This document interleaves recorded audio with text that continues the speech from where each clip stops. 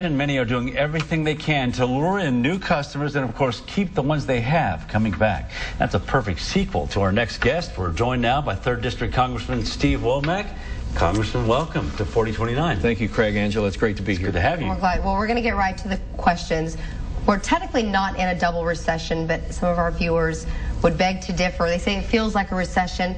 Prices up at the store, gas pump prices, home values are down.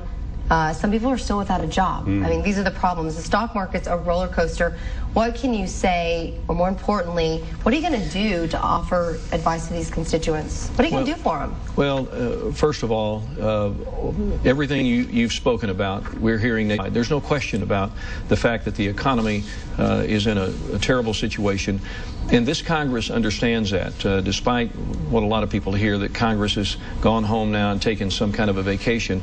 But look, we're back here where we need to be, meeting with the people that we represent that sent us to Washington to get a sensing check as to what exactly is happening on the ground here and what we can be doing. So what I'm trying to do in the next several weeks is I'm doing town halls on job creation, and because I think that's the elixir, if you will, that can cure the ills that face our country right now, and that's to put Americans back to work.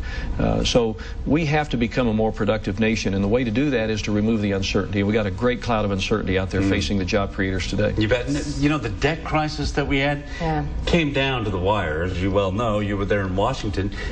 Do you think, though, that 12 senators and congressmen can come up with the magic solutions?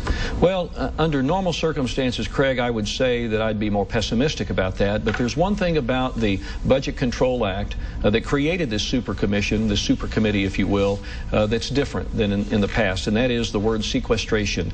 If they're not able to come up with the additional $1.5 trillion in cuts, then it automatically goes to sequestration, which is a fancy government word for across-the-board cuts.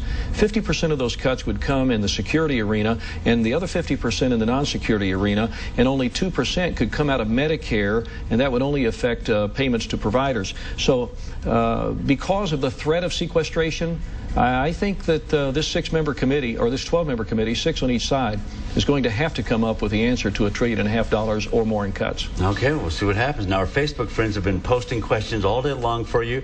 If you have time after you finish this, if you want to answer a few, you're more than welcome to do that. They're just coming right in. They're coming in, but many, like Dwayne, ask, why is Congress on vacation during one of the biggest financial meltdowns of our time? Well, first of all, it's not a vacation. Now, I'm sure there's some members of Congress that take a little time with their families during this time frame, but it's pretty traditional that, and particularly after a very spirited first 7 months in Congress, particularly in the House side, that Congress needed to go back and match up with its people.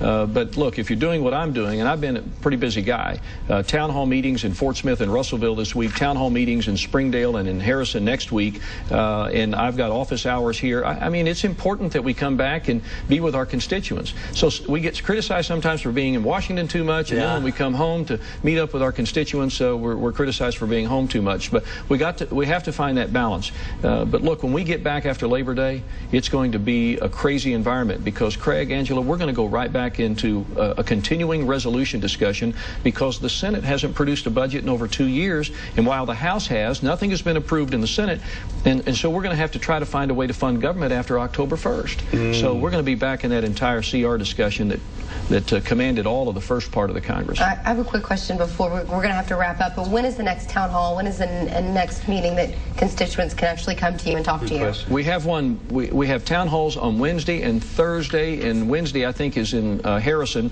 It is in Harrison at the Duran Center at the NACC campus, and then Thursday will be at Harbor High School in Springdale. You can call our office or get on our website and find out the details around it, but I'd love to have as many people as we can. Well attended in Fort Smith, well attended in Russellville, great questions, great input. And we've got job creators that are showing up and helping us articulate how we create jobs and put Americans back to work. Well, Congressman Womack.